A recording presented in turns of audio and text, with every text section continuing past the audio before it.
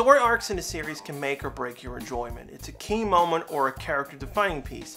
Finding out Burai's gonna die if he leaves the special room, Joe killing Barizorg to break him free of Lord's guild, Takeru being found out he wasn't a real Shiba.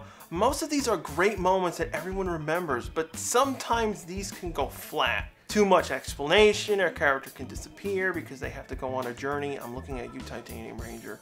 A stupid secret that screws things up, or you have to get someone out of the way just to allow another story to happen. I love these seasons, but these things, they drop the ball. Thanks goes to Pactorine3Go for this idea. If you have a suggestion, leave a comment below. I might use it one day. Dragon Ranger's introduction. We could fawn over the first 6 Ranger, his Dragon Caesar, and his death, but I always had a problem with him entering the series.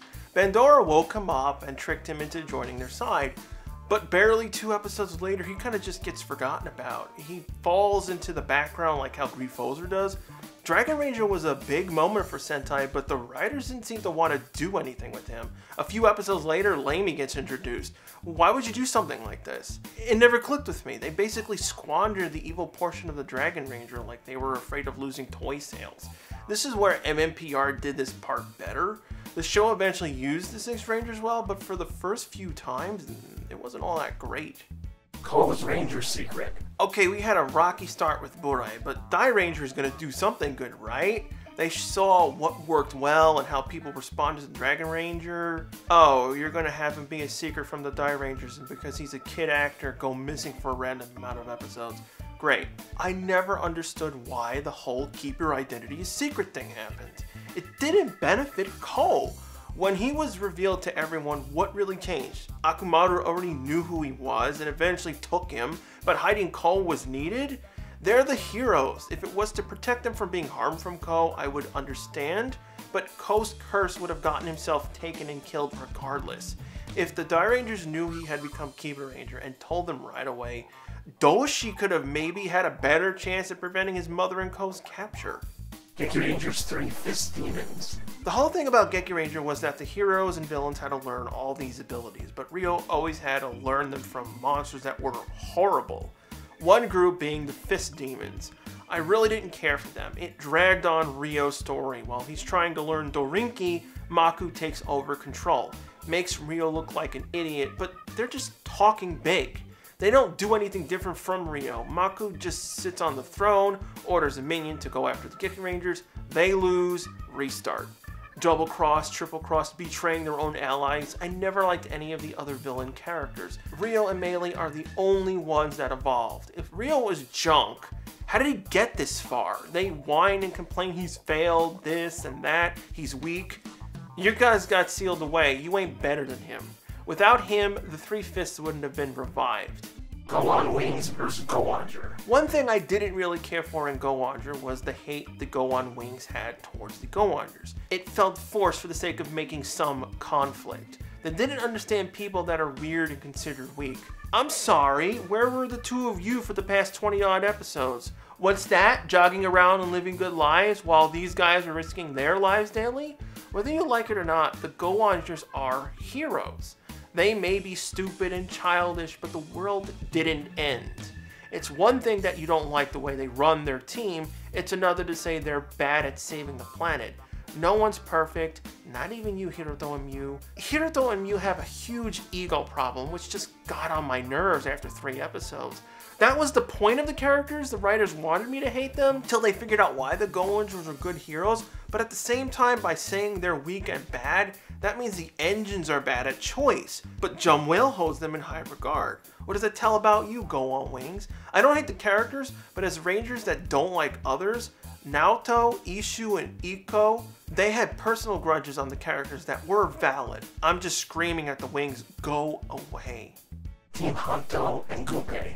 Go-Onger dropped the ball on this. When we think about the show, we see Go-Onger and Go-On Wings.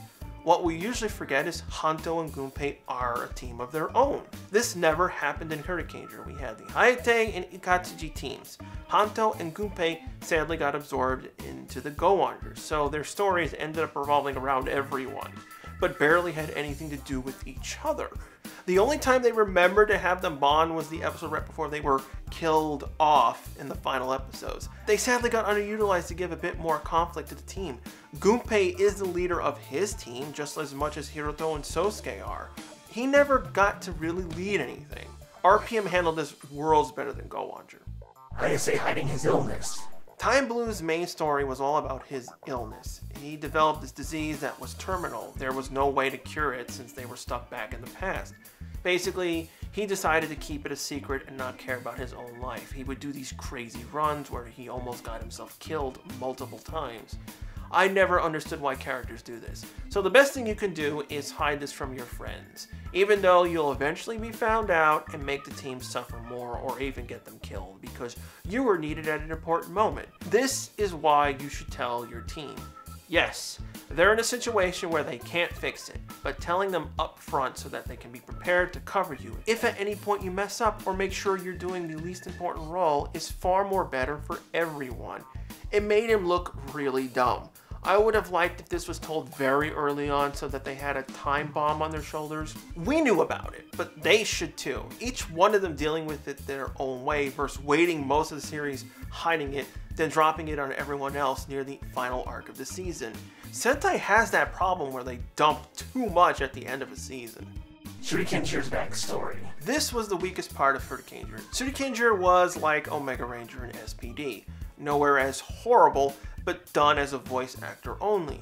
His mystery is who he was. Every episode was him as a different person, conveniently being played by a past ranger. The mystery was fine, but he kept getting less and less focused till they just dumped a few more things a few episodes before the end. We never got to find out who he was. He knew the wind style, so we knew he was a high-tech school before, but that's it. We didn't know why he decided to quit the school and go serve Gozen. The whole hiding your identity from your own team is always a stupid move, unless you believe there's a mole or that you're doing this to protect their lives. Like how Superman doesn't outright tell Lois who he is until they reach that point in the story. Shurikenger should have told them everything once Gozen was revealed.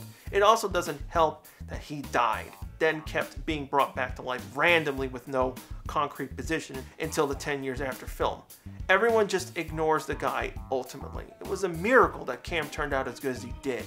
Magiranger's Branken. I will say that Magiranger handled the rotating villains nearly perfect. I usually hate this direction because it limits everything. Either you get stuck with a bad one or a good one gets killed off too quick. But Magiranger's first substitute leader, Branken, I'm sorry, no. Who leads the forces? Wolzard and Vancuria. Who engaged in direct fights? Wolzard. Who kept their cool? Wolzard. Who did nothing? Cry and moan in a room? Branken. Why was this guy the leader? Enma took control of Bragio. He's more loyal than any other person in that room. He's a freaking puppet.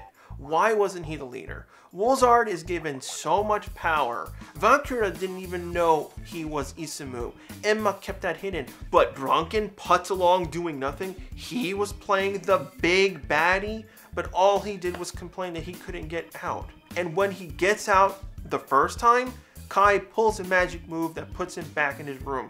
Great way to show you're a villain. Mamie and the Pathogen gods were far better. I had wished they instead used Sphinx as the first leader. Very mysterious, lying who she was. She leaves for a more important mission, getting the other gods, and Mamie is brought in like usual. It would have been a harder impact to see Sphinx turn to the good side if we had more time to know her for that first arc. Wargil's father. Once Wargil died in Gekiranger, the show lost personality.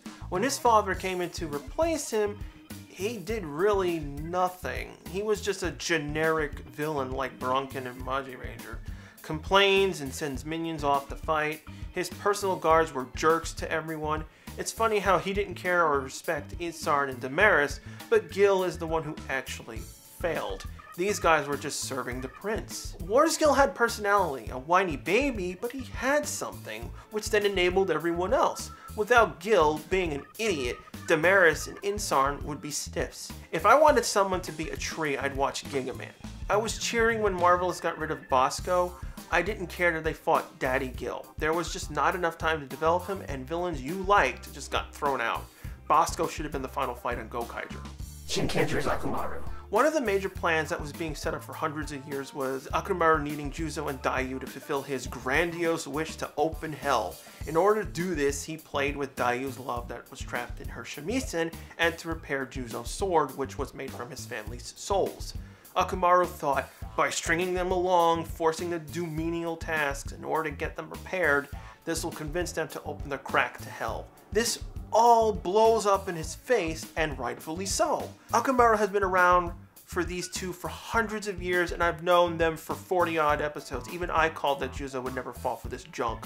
All he wants is Shinkenger, so that he can fulfill his bloodlust. He's been waiting for hundreds of years to find someone worthy in holding his own, or even killing him to release Juzo from this curse.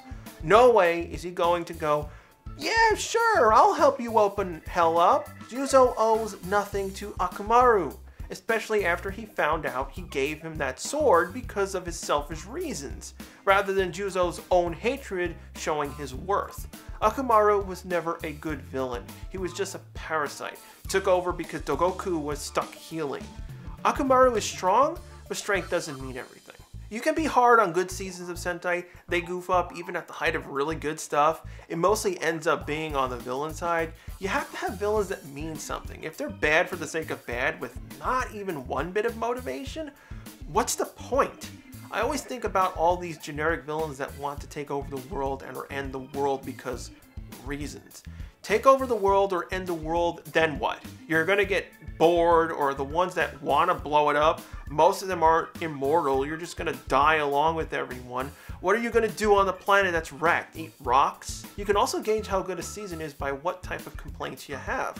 Honestly, the villain issues I have don't harm the show overall. Only Borai's time as an enemy really made the season weak, on top of a season with a very weak cast. These are minor compared to what Power Rangers usually screws up on. What do you consider bad arcs and good seasons yourself? Are you more critical in the details, or get affected to a simple change in direction of the story? New episodes Mondays. Next week, 10 Good Nightmare episodes.